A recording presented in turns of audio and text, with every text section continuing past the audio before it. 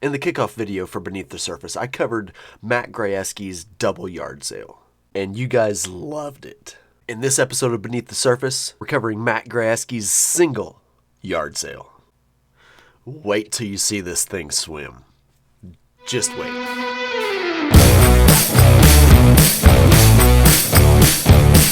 I'm a sucker for a silhouette.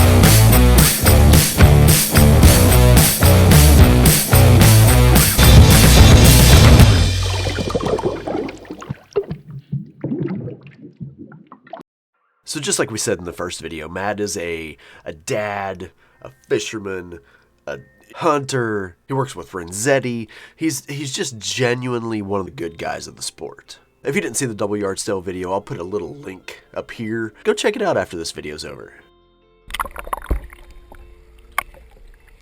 The fly style for the single yard sale is definitely a swim fly. Matt has some cool things going on in here.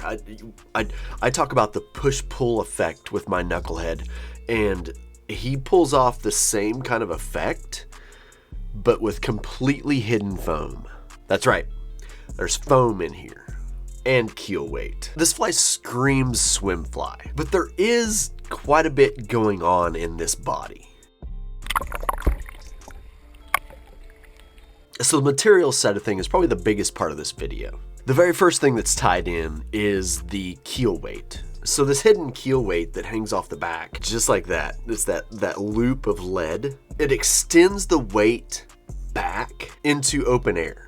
It's using very, very little hook shank to create this weight, which most of the time, whenever you're wrapping lead down a shank, it's gonna fill up your gap by, it's a minute amount. It's very minute, but it does. This style does not fill the gap. See the weight here?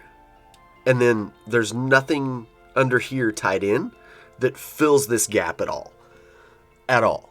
So not only is he taking advantage of a portion of the hook that needs to be taken advantage of, he's also taking advantage of the open air behind it to hold weight. I've just never seen this before except for in the double yard sale, and I think it's genius. I love this. I think it's really, really cool. For the tail, he goes with saddles that are more stiff than like a schlappen tail. This is more of a rudder tail that he's going for. He likes the stiffer feathers to act as a rudder, to push and to keep it going in the direction it's going as they bend and straighten out. But don't get me wrong, when these feathers are in the water, they do give some good, like, little movement all by themselves, and yeah, they're a great tail. Then moving up the hook, he's got some flash and slinky to kind of start to build the top and bottom part of the body. And then we have foam. See that little wing of foam in there? It's doubled over with flash and slinky in the middle. That helps with the keel and the push-pull effect of the weight behind it with the foam, the buoyancy of the foam wanting to help slow the fly down. So any amount of buoyancy that the fly has will slow it down after the strip, okay? So you strip and the buoyancy, it wants to go up, right? I'm not saying this fly is gonna float because it's not, but what that buoyancy will do is slow the fly down. Weight tends to keep a fly moving, where buoyancy slows the fly down. This is that push-pull effect that gives this fly its total action. And not totally, but because the head helps too, but you see what I'm saying. And then in front of that, it's a laser dub head, and then some eyes and stuff like that. There's also a little bit of flash in the body, I think right before the laser dub. And you can see it in this body. It's not overly done by any stretch of the imagination. I think it's dead on the money if you ask me. But that kinky fibered flash is lateral scale, I'm 99% sure, and I love that stuff. It just... If you have flash that's just totally flat like Flashaboo, it does great whenever it's got something to flash off of. But when you have something that's kinky fibered, it constantly has something to flash off of, even if there's very little light. It finds light better than just flat flash, which is cool. It may not move quite as well as flat flash, but it does give a little bit of a glow effect when it normally wouldn't in different light conditions. See that real kinky fibered flash? Just so good. So Colorways is honestly the place where I think Matt separates himself from pretty much everybody else.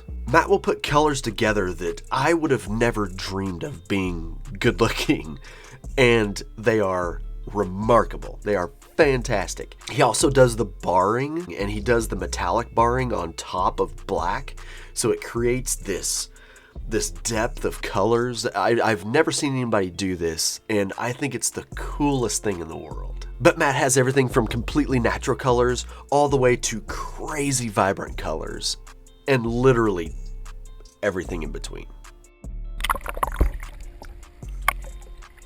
Target species on the single yard sale. I know it's a single, but it's a larger fly. The profile on this thing is pretty large, and it's going to hold its profile pretty well. That's one thing you have to remember. When it gets wet, it's not going to slim down a whole bunch. I think you'll notice that in the swim part of this video.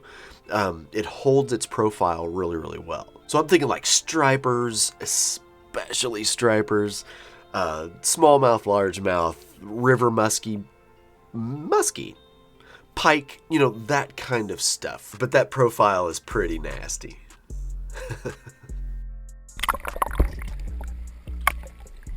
So the gear, what are you going to fish this with? I think the comfort zone with this fly is a 7 weight and above. You could go to a faster action 6 weight, but I kind of feel like that 7 weight is just a little bit more friendly whenever you're trying to throw this. This is not going to soak up a bunch of water, but it will hold a little bit of water until you get a good first false cast out of it. Now for the line, you will not get me to say that I think a floating line will work well with this. It absolutely could, but you're not going to get the swim out of this. You're not going to get any depth. You're going to run really, really shallow. I'm recommending a T3 and up. You might be able to get away with an intermediate line, but I still don't think you're going to get that crisp movement out of this thing like it shows. I think you need a solid sinking line from T3 and up to whatever you want it to be to really get the most out of this fly. So the key takeaways for the yard sale, the single yard sale. I think the push and pull effect is prime in this fly, and the underwater video shows it plain as day. For it being a single and not being able to break like an articulated fly, it moves this way exceptionally well. I was really kind of wondering if it was going to have like a body wobble, because I like a body wobble, but it's more of a turny type of thing. If you can get a fly to fight the water, that is perfect. And this fly tries to give the water a black eye. So thanks for watching the single yard sale video from Matt Grajewski. If you don't know Matt, I will have everything, every way possible that I can find linked in the description of this video. Go find Matt, follow him on everything, and while you're there, follow Renzetti as well, because he's a part of Renzetti.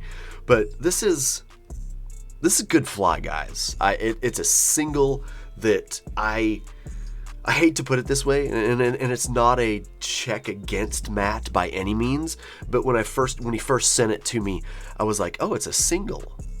I wasn't expecting a single. Then I swam it, and I should have known. I just should have known. He's like a mad scientist.